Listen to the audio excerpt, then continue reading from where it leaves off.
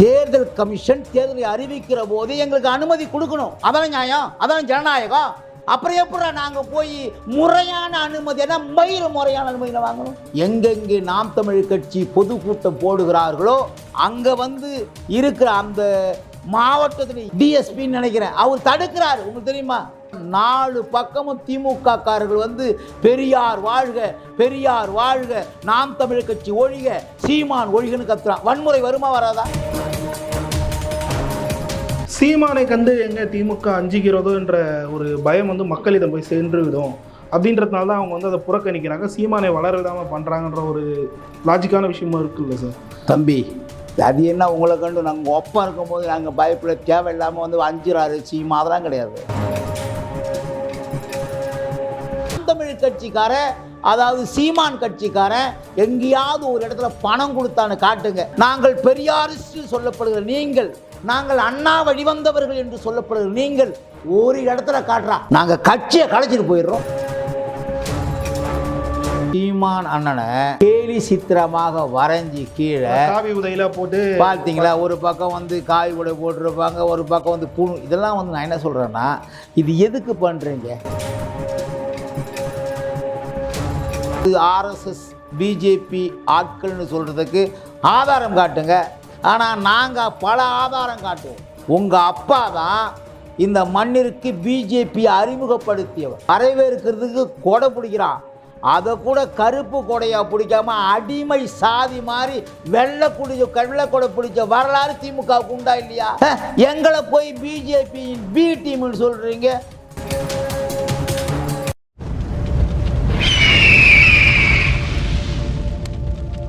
அரசியல் நேயர்களுக்கு வணக்கம். இன்று நம்மோது இணையும் சிறப்பு நாம் தமிழ் கட்சியின் மாநில கொள்கை பரப்பு செயலாளர் திரு இடிமுரசு அவர்கள். வணக்கம் சார். வணக்கம் தம்பி. எப்படி இருக்கீங்க? நலமாக இருக்கும் தம்பி. சீதாலட்சுமி உட்பட 51 பேர் மீது தேர்தல் ஆணையம் பறக்கும் பதவி அளித்த புகாரின் பேரில் வழக்கு பதிவும் பண்ணியிருக்காங்க. பெட்ரோல் குண்டு வீசுவேன், கொச்சை வார்த்தை பேசிய அவர்கள் மீது எந்த ஒரு நடவடிக்கையும் எடுக்கப்படலை. நாம் தமிழர் கட்சியை மொத்தம் டார்கெட் பண்ணுறது எப்படி சரியாக தெரியுது? தமிழ்நாட்டினுடைய ஜனநாயகம் செத்து போச்சு அப்படிங்கிறத காட்டுது. நாங்கள் தேர்தல் ஆணையம் என்னைக்கு தேர்தல் அறிவித்து, அதாவது வேட்புமனு தாக்கல் பண்ணி இறுதி நாள்லேருந்து பிரச்சாரம் பண்ணோம், வீதி வீதியாக போனோம், எல்லா மக்களையும் சந்தித்தோம், ஓட்டு போடுங்கன்னு கேட்டோம். ஆனால் திமுக அதுபோல் இருக்கிற, அதாவது அண்ணன் சீமான் அவர்கள் வந்தாங்க, வேட்பாளர் வந்தாங்க, எல்லோரும் வாகன பிரச்சாரம் பண்ணாங்க, எல்லாம் பண்ணாங்க. ஆனால் திமுக இருக்கிற அந்த பொறுப்பாளர்கள் அங்கே வந்தாங்களா, பிரச்சாரம் பண்ணாங்களா, கருத்து சொன்னாங்களா? நாங்கள் அதாவது ஆட்சி பொறுப்பேற்று 4 வருஷம் ஆக போகுதுன்னு நினைக்கிறேன். அதாவது இந்த மண்ணுக்கு என்ன செஞ்சுருக்கிறோன்னு இதை மக்களை பார்த்து ஓட்டு கேட்டாங்களான்னா எதுவுமே கிடையாது. என்ன செஞ்சாங்கன்னா, தெருவுக்கு தெரு உட்காந்து எல்லோருக்கும் பண பட்டுவாடா பண்ணாங்க. தேர்தல் ஆணையம் தெருவோரம் அடிபட்டு கிடக்கிற மூச்சு இல்லாத ஏதோ ஒன்றை போல் மழுங்கி போய்விட்டது. ஆனால் உங்கள் விஷயத்தில் அப்படி இல்லை போகுது சார். நாம் தமிழர் பார்க்கும்போது மட்டும் அப்படி மழுங்கி போலையே. புரியல. அது எங்களுதில், அதாவது எதான் சொல்கிறேன்னா, எங்களுதில் வீரியமாக இருக்குது. ஏன்னா ஆளுங்கட்சிக்கு ஆதரவாக அவங்க செயல்படுறாங்க. எங்களை பொதுக்கூட்டமே, பரப்புரை பொதுக்கூட்டமே நடத்தவில்லையே, அதுக்கும் வழக்கு போட்டிருக்காங்க. பொதுக்கூட்டம் அதான் நான் சொல்கிறேன். அதாவது ஜனநாயகம் சேர்த்து பணநாயகம் இந்த மண்ணிலே ரொம்ப வெறிகொண்டு அலைஞ்சிக்கிட்டு இருக்கு. யாரை விழுங்கலாமோ அப்படி விழுங்கி அலைஞ்சிக்கிட்டு இருக்கு. திமுக இன்றைக்கி என்னென்னா, ஒரு முடிவு எடுத்து திமுக, அதாவது கலைஞர் இருந்த காலத்தில் கூட ஓரளவு ஜனநாயகம், மக்களாட்சி தத்துவம் இதெல்லாம் இருந்தது. ஆனால் இன்றைக்கி இருக்கிற ஸ்டாலின் முதலமைச்சராக பொறுப்பேற்று எல்லாமும் மாறி போய் ஜனநாயகம்னா என்னன்னு கேள்விக்குறியாக்கி, வருகிற தலைமுறைக்கு ஜனநாயகம்னா என்ன, மக்களாட்சின்னா என்ன அப்படிலாம் தெரியாது அவங்களுக்கு.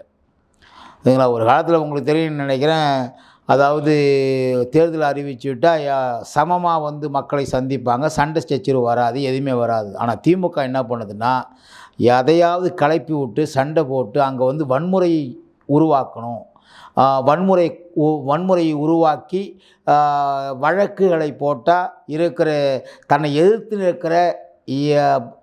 நிற்கிறவர்கள் அச்சப்படுவார்கள், அச்சப்பட்டு தேர்தலை விட்டு பின்வாங்கி விடுவார்கள்ங்கிறதுனால அதாவது வன்முறை எங்கே பார்த்தாலும் நீங்கள் போய் அங்கே போய் தான் வந்து வன்முறையை கிளப்புறீங்க அப்படின்னு சொல்லிட்டு குளத்தூர்மணி சொல்லியிருக்காரு. யார்? குளத்தூர்மணி அப்படி தான் சொல்லுவார். குளத்தூர்மணி தான் வன்முறையை கிளப்புறாரு, திமுக என்ன பண்ணுது. இப்போ நாங்கள் போய் நீங்கள் உங்களுக்கு அந்த இதை நான் கொண்டு வர மறந்துட்டேன், அந்த துண்டு சீட்டு அதாவது கொண்டு வந்து மறந்துட்டேன்.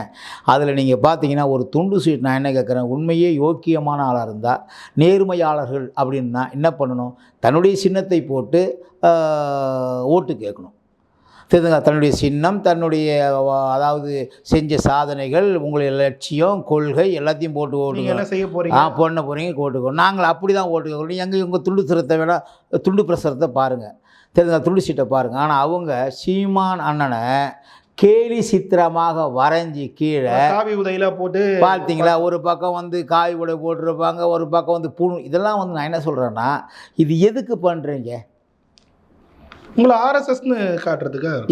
ஆர்எஸ்எஸ் அதாங்க நான் சொல்கிறேன். ஆர்எஸ்எஸ் எங்களுக்கும் பிஜேபிக்கும் ஆர்எஸ்எஸ்ஸுக்கும் எங்களுக்கு என்ன தொடர்பு, அது சொல்லுங்கள்.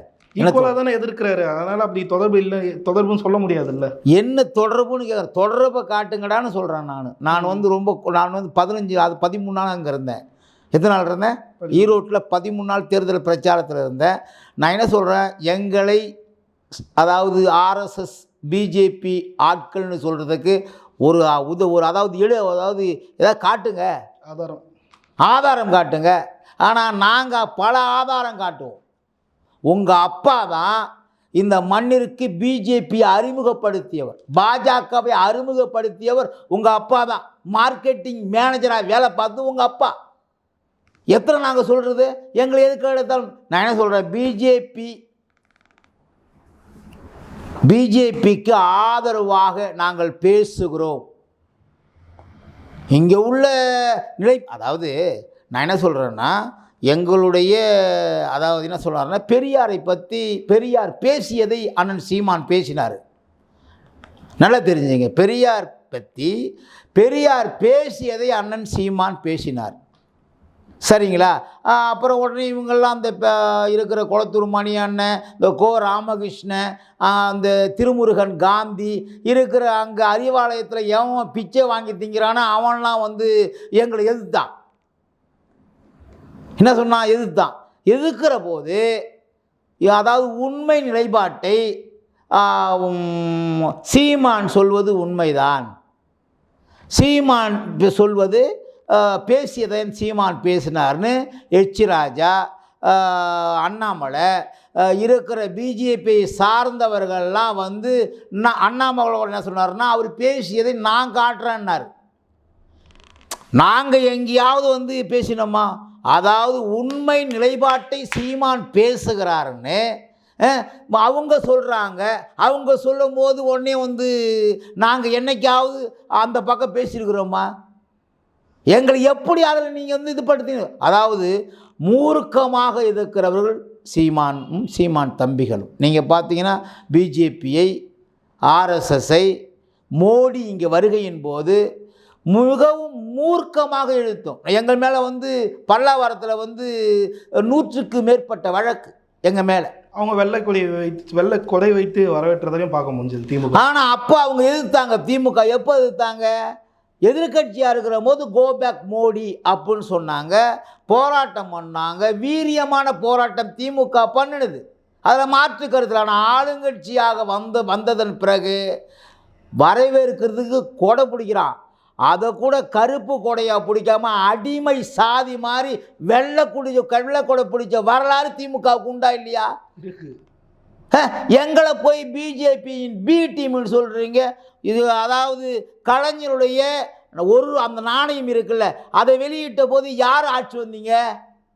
ராஜ்நாத் சிங் ஆட்சி வந்தீங்களா இல்லையா? ஆட்சி வந்து வெளியிட்டீங்கன்னா இல்லையா? காலையில் வந்து சீஃப் மினிஸ்டர் சந்திக்கிறாரு, அதாவது இந்த நாட்டினுடைய முதலமைச்சர் ஸ்டாலின் சந்திக்கிறாரு. மாலையில் அவருடைய மகன் உதயநிதி ஸ்டாலின் மோடியை சந்திக்கிறாங்க. நாங்களா போய் சந்திக்கிறோம்? மாமன் வச்ச உறவை கொண்டாடுறோம்.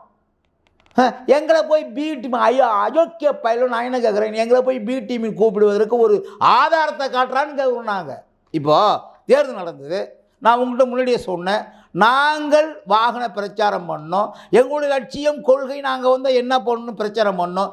நீங்கள் ஒரு இடத்துல வாகன பிரச்சாரம் பொதுக்கூட்டம், நாங்கள் 11 பொதுக்கூட்டம் தெருவுக்கு தெரு நடத்தணும்.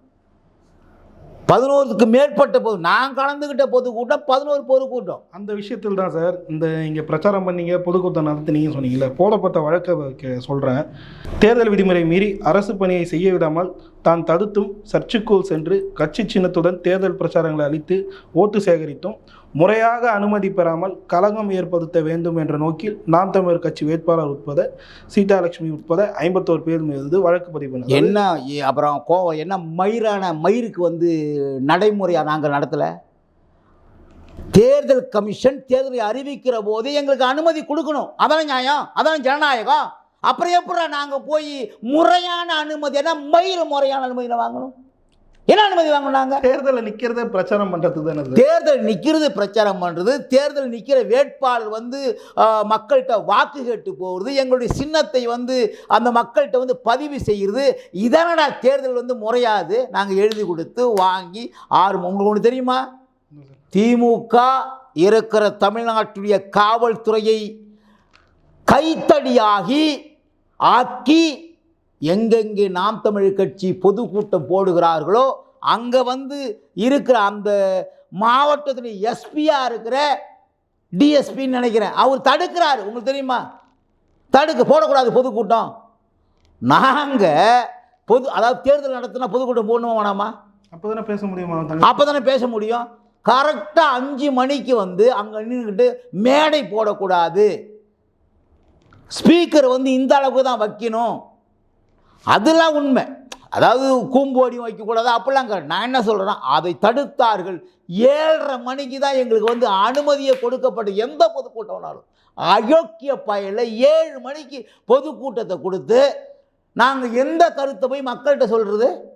உங்களை மாதிரி கருத்துரையாளர்கள் இல்லாத கட்சியா நாம் தமிழர் கட்சி?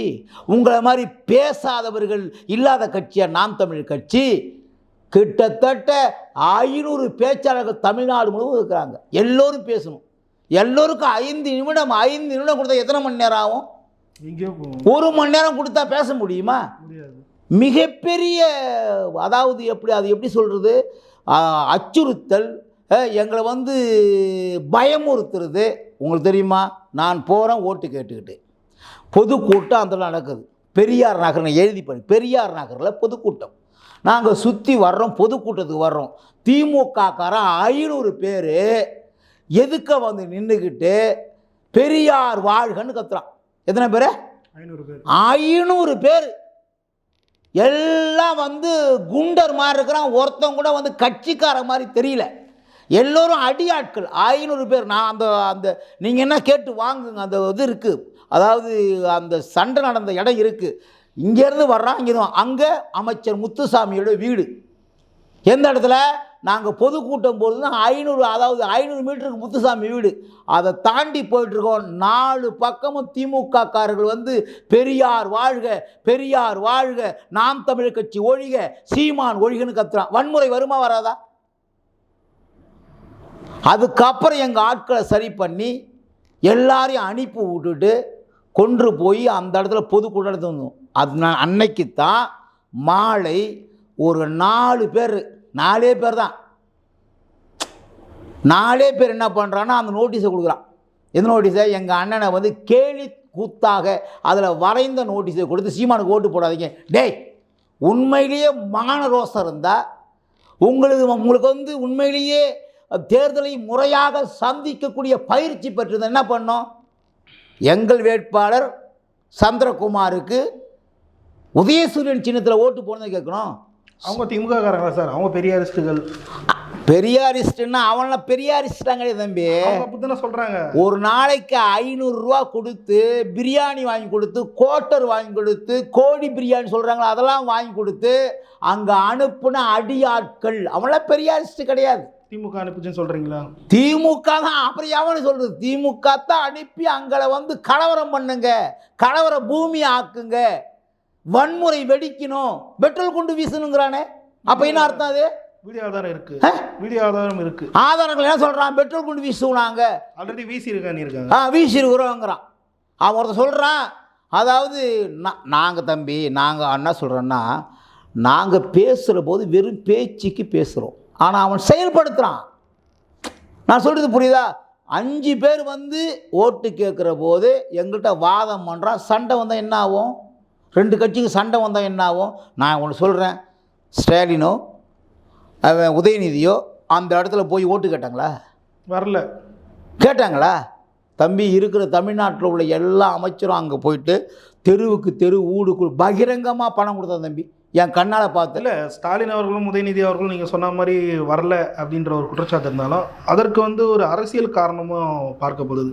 எங்கே ஸ்டாலினோ இல்லை உதயநிதியோ இல்லை முக்கிய கட்சியில் முக்கிய பொறுப்பாளர்களோ ஈரோடு வந்துட்டா சீமானை கண்டு எங்கே திமுக அஞ்சுகிறதோ என்ற ஒரு பயம் வந்து மக்களிடம் போய் சென்று விடும். அப்படின்றதுனால தான் அவங்க வந்து அதை புறக்கணிக்கிறாங்க, சீமானை வளர விடாமல் பண்ணுறாங்கன்ற ஒரு லாஜிக்கான விஷயமும் இருக்குல்ல சார்? தம்பி, அது என்ன உங்களை கண்டு நாங்கள் ஒப்பம் இருக்கும்போது நாங்கள் பயப்பட தேவையில்லாமல் வந்து 5 சீமா அதெல்லாம் கிடையாது. நீங்கள் தேர்தல் பிரச்சாரத்துக்கு வந்தீங்களா? இல்லை, மக்களே சந்திக்கல. என்ன காரணம் தெரியுமா? எல்லாம் பணம் தம்பி, வீட்டுக்கு வீடு ஓட்டுக்கு இவ்வளோ பணம். ஆனால் நேற்று குறிக்கிறதுக்கு மணிக்கும் நேற்று ஒரு நேர்காணலில் பார்க்குறேன், திமுக ஒருத்தர் தான் பேசுகிறாரு, திமுக ஆதரவாளர், சீமான் தான் பணம் கொடுத்தாரு அப்படின்ற. இது அதாவது ஒரு ஆதாரத்தை காட்டுறான். உண்மையிலேயே ஒரு ஆத்தாளுக்கும் அப்பனுக்கும் பிறந்திருந்தா சீமான் பணம் கொடுத்ததை ஒரு ஆதாரம் காட்டு. சார், நியூஸ் சேனல்ஸாக என்ன சார் வெளியிடுறாங்க? கட்சி பேரை மென்ஷன் பண்ணல, நிற்கக்கூடியது 2 கட்சி தான், பிரதான கட்சியாக நிற்கக்கூடியது 2 தான். ஏதோ ஒரு கட்சி பணம் கொடுக்குதுன்னு தான் சொல்லிட்டு நியூஸே வெளியிடுறாங்க. அவங்களே திட்டமிட்டு சீமானவர்கள் கொடுக்குறாருன்ற மாதிரி தானே ஒரு கட்டமைப்பு உருவாக்க பார்க்குறாங்க. நியூஸ்லாம் உங்களுக்கு பார்த்தீங்கன்னா இப்போது டிவி, தொலைக்காட்சி, யூடியூபர்ஸ்லாம் பாவம் தம்பி, மறுநாள் அவனை கட் பண்ணுறான் தெரியுமா உங்களுக்கு? ஆட்சி அதிகாரம் இருக்கிற பக்கம் பேசலைன்னா ஒன்று டிவி நிலையத்தை அடிக்கிறான், இல்லை அந்த டிவி நடத்துகிற ஆளை வந்து நிராகரிக்கிறான், யூடியூபர்ஸை வந்து உள்ளே போடுறான். அப்போ எப்படி அவன் வந்து பகிரங்கமாக வந்து அவன் சொல்ல முடியும்? திமுக தான் பணம் கொடுத்து எப்படி சொல்ல முடியும்? நான் சொல்கிறேன்னா என்னுடையது உங்களுக்கு தெரியும்னு நினைக்கிறேன். நான் ஒரு கட்சியை சார்ந்திருக்கிற என்ன ஒன்றுமே பண்ண முடியாது. ஜனநாயக முறைப்படி என்ன ஒன்றும் பண்ண முடியும், போடாமல் தான் சொல்லுவேன். நீங்கள் பார்த்தீங்கன்னா ஈரோடு கிழக்கு தொகுதி முழுவதும் தினமும் மாலை 6 மணி ஆச்சுன்னா தெரு தெருவாக, வீதி வீதியாக, சந்து சந்தாக, பொந்து பொந்தாக திமுக இருக்கிற வட்டச் செயலாளர், வார்டு செயலாளர், ஒன்றிய செயலாளர், நகரச் செயலாளர், மாவட்ட செயலாளர், அமைச்சர் பெருமக்கள் எல்லோரும் பணம் கொடுத்தான். வீடியோக்கள் வந்திருக்கு, அதுவும் தம்பி, அதுவும் வீடியோக்களும் வந்திருக்கு, அதுவும் தம்பி எல்லா ஆதாரமும் இருக்கு. ஆனால் நாம் தமிழ் கட்சிக்கார, அதாவது சீமான் கட்சிக்காரன் எங்கேயாவது ஒரு இடத்துல பணம் கொடுத்தான்னு காட்டுங்க. உண்மையான ஜனநாயகவாதி என்று சொல்லப்படுகிற நீங்கள், என்ன நாங்கள் பெரியாரிஸ்ட் சொல்லப்படுகிற நீங்கள், நாங்கள் அண்ணா வழிவந்தவர்கள் என்று சொல்லப்படுகிற நீங்கள் ஒரு இடத்துல காட்டுறா, நாங்கள் கட்சியை கலைச்சிட்டு போயிடுறோம். நாங்கள் உண்மையும் நேர்மையாக 13 ஆண்டு காலம் இந்த மண் நிற்கிறோம். உங்களை மாதிரி வந்து ஏதோ பணம் கிடைக்கும், பட்டாடை கிடைக்கும், பட்டாசு வெடிக்கும் நிற்கிற தம்பி. நாங்கள் இனமானத்தோட மான உணர்வோடு இந்த மண்ணில் நிற்கிறோம். எங்களுக்கான ஒரு நாட்டை கட்டமைக்க வேணும்னு சொல்லி எங்கள் ஆளுங்க சாப்பிட்டு நீங்கள் உணவு அருந்தி பார்த்துருக்க முடியாது தெரியுமா உங்களுக்கு? ஒரு மண்டபத்தில் பார்த்தீங்களா, ஒரு மண்டபத்தில் ஒரு சாதாரண உணவு, இவனுங்க போய் பார்த்தீங்கன்னா 2 மணிக்கு 1:30 மணிக்கு பார்த்தீங்கன்னா அங்கே இருக்கிற அதாவது அசைவ உணவகம், மிலிட்ரி உணவகம் எல்லாமே ஹவுஸ்ஃபுல். தெரியுதுங்களா உங்களுக்கு? எங்கள் ஆளுங்களை வந்து ஏதாவது ஒரு உணவு விடுதியில் மாலை அதாவது மதிய நேரத்தில் சாப்பிட்டான்னு காட்டுங்க பாப்போம். தம்பி, நான் தான் சொல்கிறேன், நாங்கள் அதாவது எங்களுடைய பணத்தை எடுத்துக்கொண்டு இங்கேருந்து பயணம் செய்து அங்கே 13 நாட்கள் வந்து அங்கே பிரச்சாரம் பண்ணி 10 மணிக்கு மேலே தூக்கி காலெலாம் வலி வீங்கிடுது. மீது நீங்கள் கூப்பிட்டீங்களே, நான் ஏன் வரல? 2 கால் வீங்கிருச்சு. இவனுக்கு நடந்தான்னு கேளு. இவனுங்க உண்மையிலேயே தேர்தலை ஜனநாயக முறைப்படி சந்தித்தால் இவனுங்க அதாவது என்ன சொல்கிறது, டெபாசிட் கட்டுத்தொகை இழந்துருவானுங்க இவனுங்க. ஆனால் இன்று வந்து இப்போ நம்ம பேசிக்கிட்ட தருவாயில் வந்து வாக்குப்பதிவு நடந்து கொண்டு தான் இருக்குது. பணப்பட்டுவாதம் செய்யும் போது தேர்தல் பறக்கும் படையினை வந்து அருகிலே தான் ஒரு 500 மீட்டர் சுரண்டியில தான் வாகன இந்த சோதனை. தேர்தல் பறக்கும் படை, தேர்தல் ஆணையம் என்ன எல்லாம் செத்து ரொமாலாச்சு. அப்படியே போடுங்க. தெரியுதுங்களா? எவன் வந்து சாதாரணமாக ஊருக்கு போகிறான் பாரு, அவனை பிடிச்சி செக் பண்ணுறத, மனைவி வந்து பிரசவத்தில் வந்து மருத்துவமனை சேர்த்துருக்கான் பாரு, அவனை செக் பண்ணுறத, அப்பங்காரன் வந்து ஹார்ட் அட்டாக் வந்து சேர்த்துட்டு அவசரமாக போகிறான் பாரு, அவனை நிப்பாட்டி செக் பண்ணுறது. இது எந்த தேர்தல் ஆணையம்? இது எந்த பறக்கும் படை? இந்த மாதிரி தேர்தல் ஆணையம் பறக்கும் படையில் உங்கள் மீது வந்து போடப்பட்ட அந்த வழக்குகள் வந்து களத்தில் எந்த அளவுக்கு சார் உங்களுக்கு எதிராக வினை ஆற்றுச்சா இல்லை ஆதரவாக அமைஞ்சுதா சார்? போடப்பட்ட வழக்குகள் வந்து களத்தில் வந்து எதிர்வினை எதனா செயல்பட்டுதா இல்லை ஆதரவாக தான் அமைஞ்சுதா தொடர்ந்து? தம்பி, வழக்கு நான் என்ன சொல்கிறேன், நீங்கள் வழக்கு போட்டிங்களா, ஒரு ஆதாரத்தை காட்டுங்கிற. உங்கள் ஆள் தான் இப்போ நீங்கள் அனுப்பி விட்டான் பற்றிய பணம் கொடுத்து அவன் தான் வந்து அங்கங்கே பிரச்சனை பண்ணுறான். நாங்கள் தேர்தலை சந்திக்கிறோம். வழக்கு தம்பி, எங்களுடைய லட்சியமே வழக்கு இல்லாமல் விடியாது கிழக்கு. அண்ணன் பேரில் முரசு பேரில் 4 வழக்கு இருக்குது. எத்தனை வழக்கு இருக்குது? 4 வழக்கு இருக்குது. ஏன்னா ஆனால் இந்த திமுகவுக்காக இந்த முரசு ஊராக பேசியிருக்கிறான். தெரியுதுங்களா உங்களுக்கு? ஊராக பேசியிருக்கிறான். நீங்கள், நான் என்ன சொல்கிறேன், உங்களுக்கு கொஞ்சமாவது ஜனநாயகம் இருக்காடா சொல்லுங்கள். அதாவது ஒரு துளி ஜனநாயகம் உங்களுக்கு இருக்கா? அதாவது பாஜக நீங்கள் செய்கிற அயோக்கியத்தனம், ரவுடித்தனம், நீங்கள் செல்கிற வன்முறை எப்படி கட்டவிழ்க்குன்னு பார்த்துட்டு பாஜக அதாவது தேர்தலில் நிற்கல. அதிமுக உங்களுடைய அயோக்கியத்தனத்தை, உங்களுடைய அராஜகத்தனத்தை, நீங்கள் எப்படி சட்டத்தை மீறுவீங்க, எப்படி ஜனநாயகத்தை மீறுவீங்க அப்படி தெரிஞ்ச அதிமுக நிற்கல. எந்த கட்சி நிற்கல. ஜனநாயகத்தை மதிக்கிற நாங்கள், ஜனநாயகத்தை மீட்டெடுக்க வேண்டும் என்று போராடுகிற நாங்கள் அங்கே நின்னோம். நாங்கள் எவ்வளோ, நீங்கள் தான் சின்ன கட்சின்னு சொல்லுங்க, 13 ஆண்டு காலம் ஆகுது. நாங்கள் முறையாக போய் பரப்புரை பண்ணி பொதுக்கூட்டம் நடத்தி மக்கள்கிட்ட துண்டு பிரசுரம் விநியோகித்து ஓட்டு கேட்குறோம். நீங்கள் எங்கேயாவது துண்டு பிரசம், உங்கள் துண்டு பிரசத்தை காட்டுங்க பாபு. இந்தியில் ஒரு பிரச்சனை இந்தியில் ஒரு பிரச்சனை வந்தது. அதான் சொல்கிறேன் நான். அதான் இன்னொன்று என்னன்னா, நீங்கள் ஒன்றே ஒன்று தான் தம்பி, திமுக இந்த 50 ஆண்டு காலத்தை தமிழ்நாட்டினுடைய எல்லா வாழ்வாதாரத்தையும் சுரண்டி, தெரியுதுங்களா, என் மனிதனுடைய வாழ்வாரம் முழுவதையும் சுரண்டி இருக்கிற நிலத்தை விற்று, மலையை விற்று, மண்ணை விற்று, ஆற்றை விற்று, ஏரியை விற்று, குளத்தை விற்று கட்டு கட்டாக பல லட்சம் கோடிகளை சம்பாதிச்சு வைத்து இன்றைக்கு தேர்தல்னா ஓட்டுக்கு 5000 4000 கொடுத்து வெற்றி பெற்று இருக்கிற சொச்சம் இருக்கிறத அதையும் திருடி திங்கிறதுக்கு திமுக பண்ணுற வேலை இது. ஆனாலும் நாங்கள் போராடிக்கிட்டு இருக்கிறோம். வழக்கு வந்து தானே சொல்கிறேன், வழக்கெல்லாம் எங்களுக்கு ஒரு சாதாரண வழக்கெல்லாம் வந்து இப்போ என்ன வழக்கை பார்த்து என்ன பண்ண போகிறீங்க? ஏன்னா அது போட்ட அது வந்து அநியாயமான வழக்கு. எங்களை நெருக்குவதற்கு, ஒடுக்குவதற்கு, பயமுறுத்துவதற்கு நாம் தமிழர் கட்சிக்காரன் அச்சப்படுவாங்கிறதுக்காக போட்டுக்கிட்டு இருக்கிறான். தெரியுதுங்களா? 1% கூட அந்த வழக்கை பற்றியோ இதை பற்றியோ நாங்கள் வந்து பயப்படுறதும் கிடையாது. இந்த மண்ணினுடைய வாழ்வாதாரத்தை மீட்கிற வரை கடைசி வரை போராடுவது தான் நாம் தமிழர் கட்சி. சார், இறுதியாக ஒரே ஒரு கேள்வி. இலங்கை, அதாவது ஈழம் சென்று வந்த பிறகு தான் இந்த நாம் தமிழர் கட்சி வந்து உருவானது. மிகப்பெரிய வரலாறு அதுக்கப்புறம் தமிழகத்தை வந்து பேசப்பட்டது. அதே தருவாயில் ஈழத்துக்காக ஆதரவாக பேசியவர் வந்து வைகோ. அவர் வந்து தற்போது என்ன சொல்கிறதுனா, அண்ணா மண்ணில் இருந்து கொண்டு பெரியாரை மண் என்று சொல்லக்கூடிய தைரியம் வந்து யார் கொடுத்தது அப்படின்ற ஒரு குற்றச்சாட்டையும், சீமானவர் வந்து தொடர்ச்சியாக வந்து பொய் பேசிட்டு வராரு அப்படின்ற ஒரு குற்றச்சாட்டையும் வந்து வைக்கிறாரு. இது எப்படி சார்? அவரே தான் சொல்லியிருக்காரு. இங்கேயும் இல்லை, இங்கேயும் இல்லை, வாழவுடைய தப்பு. முதல்ல நீங்களாம் யார்? உங்களுடைய வரலாற்றை கொண்டாங்க. திராவிடம் என்பது ஏது? எங்கே இருக்குது திராவிடம்? உண்டா? இல்லாத ஒரு பொய் பிம்பத்தை கட்டமைச்சு இதுவரையிலும் உங்களை வந்து இந்த மண்ணில் வந்து உங்களுக்கு வந்து மதிப்பு கொடுத்து வாழ வச்சு தவறுங்கிற வைகோபால்சாமி யார்? இது பெரியார் மண், அண்ணா மண் சொல்லி உங்களே யோக்கியதை இருக்குது, இன்னும் அருகதை இருக்குங்கிற நான். இது வந்து வள்ளலார் மண், அதாவது வள்ளுவர் மண், வள்ளலார் மண் அப்படின்னு சொல்லு.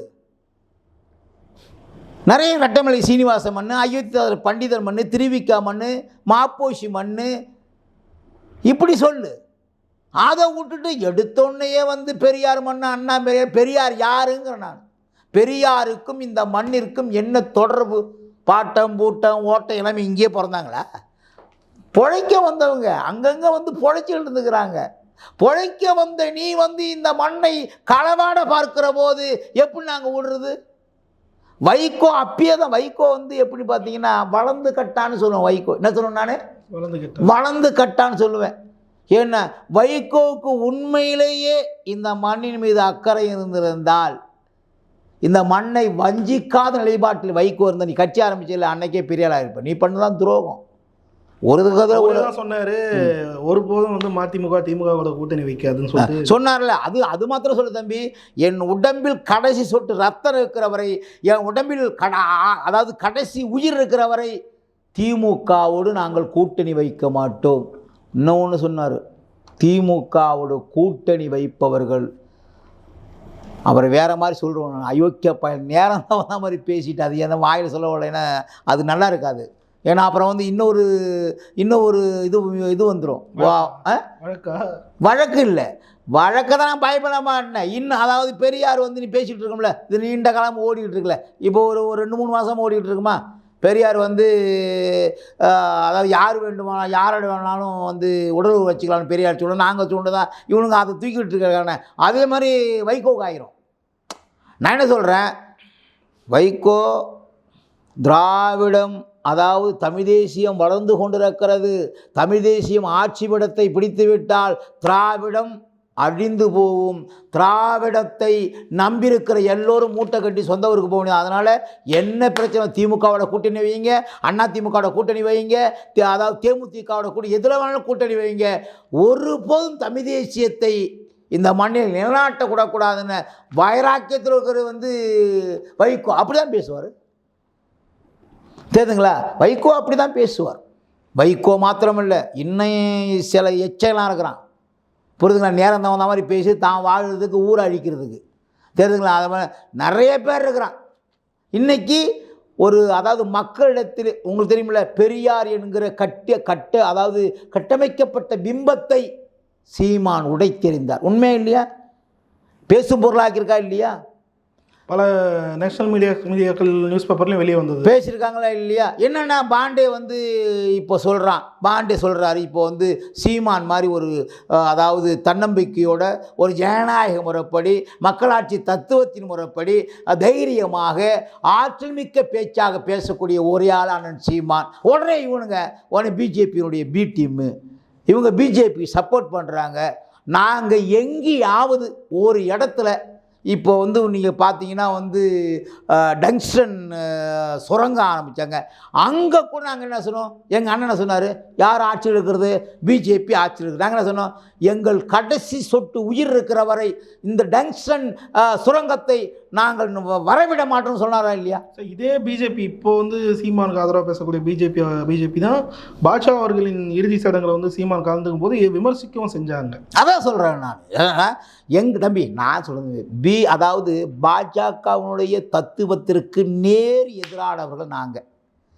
இப்போ இல்லை தம்பி, எந்த காலத்திலேயும் காலம் இருக்கிற வரை பிஜேபியோடு நாங்கள் 1% கூட சமரசம் செய்ய மாட்டோம். நாங்கள் எதிரி. இவனுங்க நினச்சிக்கிட்டா போய் நாளைக்கு கூட்டணி வச்சுப்பா, நாளைக்கு போய் அங்கேருந்து அக்காவுக்கு தங்கச்சிக்கு வந்து பொறுப்பு வேணும், மவளுக்கு பொறுப்பு வேணும், மகனுக்கு பொறுப்பு வேணும், அண்ணனுக்கு பொறுப்பு வேணும், அண்ணன் பிள்ளைக்கு பொறுப்பு வேணும், இங்கே டெல்லிக்கு போவான். நாங்கள் ஒருபோதும் பிஜேபியோடு எந்த நாளும் சமரசம் கிடையாது தம்பி. அது நான் தெளிவாக சொல்லிடுறேன். சமரசம் கிடையாது, எதிரி கட்சி தான். உங்களுக்கு தெரியும், காங்கிரஸ் 1,75,000 பேரை கொன்று குவித்த போது பாஜக வேடிக்கை பார்த்தது. 2-1 தானே எங்களுக்கு. எங்களை விட வந்து பிஜேபி எதுக்குறவன் எவனுமே இருக்க முடியாது. ஆனால் இவனுங்க அயோக்கிய பயில எங்களை வந்து அதாவது இன்னும் வந்து எங்களை ஏதாவது ஒன்று சொன்னால் அந்த கட்சியை வந்து கொஞ்சம் மழுங்கடிச்சு நினைக்கிறான். ஒருபோதும் வந்து கட்சி வளர்ந்துக்கிட்டே இருக்கும். பல்வேறு கேள்விகள் தெளிவாக நேரத்தை வணக்கம். நன்றி. அரசியல் இணைந்தீர்கள். அரசியல் சப்ஸ்கிரைப் பண்ணுங்கள். நன்றி.